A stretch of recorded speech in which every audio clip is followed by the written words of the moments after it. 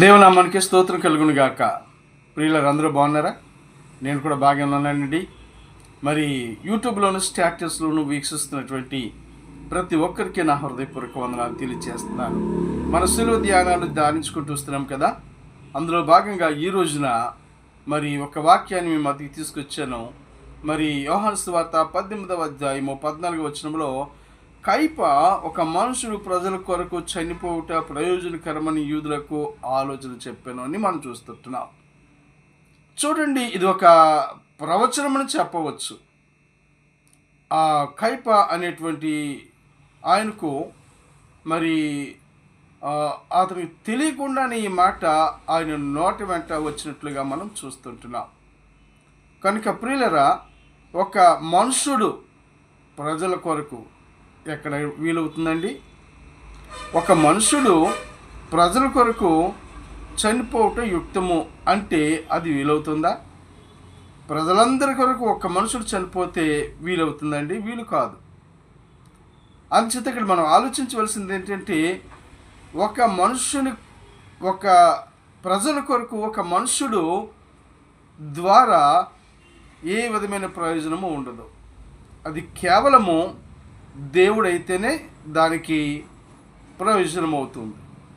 కైప అనేటువంటి మాటలో మనం చూసినట్లయితే వారంతా కూడా మనుషునిగానే చూస్తున్నారు, కానీ యేసుక్రీస్తు ప్రభువుని దేవుడిగా వారెన్నడూ ఎప్పుడు చూడనట్లుగా యూదులు కానీ, ప్రధాన యాజకులు కానీ, పరిసయ్యులు కానీ మనం చూస్తుంటున్నాం.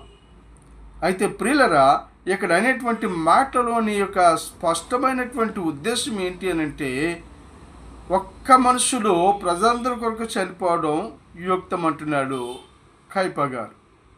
మనం ఆలోచించవలసిందేంటి? ఒక్క మనుషుడి ద్వారా ప్రజలందరికీ కలగదు రక్షణ, విమోచన కలగదు, పాప పరిహారము కలగదు. అది దేవుడైతేనే కలుగుతుందనే విషయాన్ని శ్రోతలు గుర్తించవలసిందిగా మనం చేస్తున్నాను.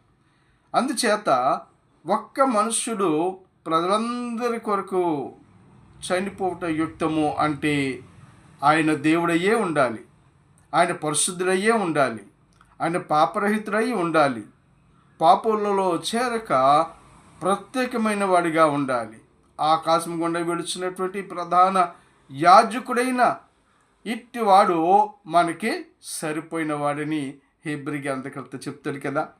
కనుక ప్రియులరా, ఇక్కడ మాటను మనం అర్థం చేసుకోవాలి అంటే, మరి ప్రజలందరి కొరకు దేవుడు చనిపోవట ఇది ప్రవచనం అండి. చనిపోవట ప్రయోజనకరమని కైప